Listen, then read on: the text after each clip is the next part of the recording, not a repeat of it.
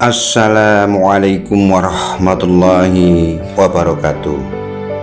Sunan Kudus adalah seorang waliullah yang mempunyai kehidupan yang sangat kontroversial.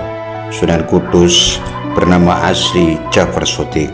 Sunan Kudus dalam dakwahnya sering mengadu ilmu dengan berbagai pendekar di tanah Jawa dan juga para pendekar mancanegara.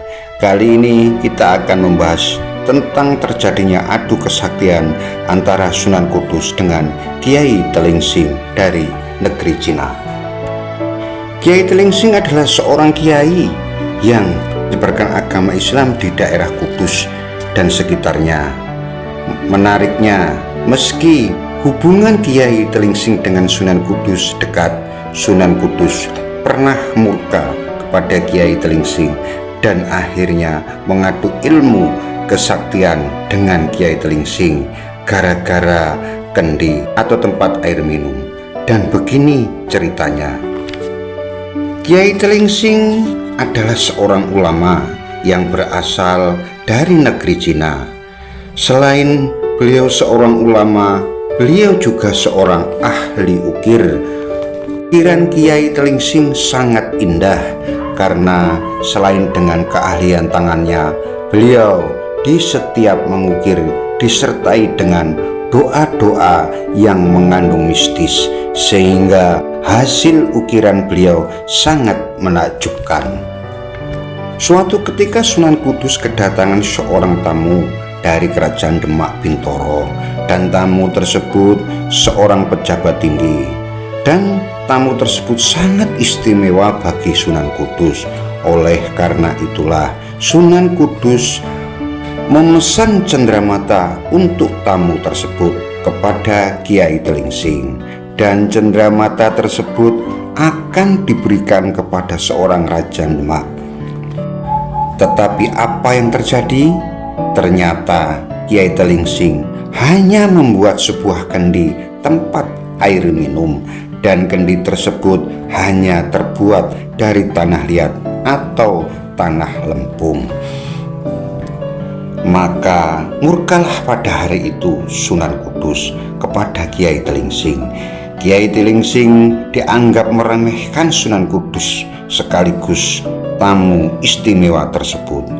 Tidak pantas tamu yang istimewa diberi cenderamata hanya sebuah kendi. Maka Sunan Kudus mengambil kendi tersebut lalu membantingnya. Tetapi apa yang terjadi? Kendi itu tidak pecah. Lalu Sunan Kudus mengambilnya lagi dan membantingnya sekuat tenaga berulang-ulang kali, bahkan dengan kekuatan penuh. Akan tetapi kendi itu tidak pecah. Maka terheran-heranlah Sunan Kudus.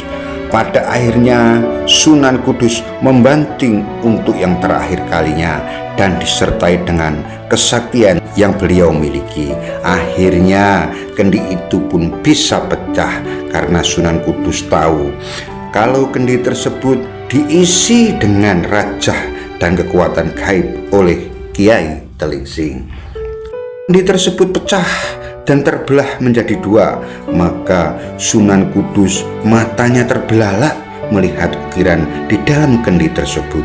Ukiran tersebut berupa tulisan Arab seperti kaligrafi berwarna kuning emas dan bertuliskan lafaz syahadat. Serta pecahnya kendi tersebut mengeluarkan bau harum seperti minyak dari surga. Maka hari itu Sunan Kudus takjub dengan kehebatan Kiai Telingsing. Bagaimana cara mengukir kendi tersebut, padahal lukisan tersebut ada di dalam kendi? Tidak sembarang orang bisa mengukir di dalam kendi. Semakin takjublah Sunan Kudus kepada Kiai Telingsing. Sunan Kudus pun berkata pada Kiai Telingsing, "Sungguh indah kendi ini, tapi sudah terlanjur pecah. Apakah engkau bisa membuat seperti kendi ini lagi?" tanya Sunan Kudus kepada Kiai Telingsing. Kiai Telingsing menjawab dengan senyum simpul dan penuh persahabatan, "Apakah kendi ini masih dibutuhkan tanya Kiai Telingsing pada Sunan Kudus. Sunan Kudus pun menjawab, kendinya sudah pecah dan terbelah menjadi dua dan tidak mungkin dapat digunakan lagi. Kemudian Kiai Telingsing menjawab, insya Allah masih bisa digunakan, Kanjeng Sunan. Kemudian Kiai Telingsing mengambil kendi yang sudah pecah tadi dan pecahan tadi disatukan kembali. Kiai Telingsing duduk sambil bersila sambil membaca doa. Setelah selesai membaca doa, maka terjadilah keajaiban, yaitu kendi yang pecah tadi bisa menyatu dan utuh kembali. Maka Sunan Kudus pun mengakui kehebatan ilmu Kiai Telingsing tersebut. Selanjutnya kendi tersebut diisi air dan diminum bersama-sama. Ternyata air yang ada di dalam kendi tersebut bisa dijadikan obat berbagai macam penyakit.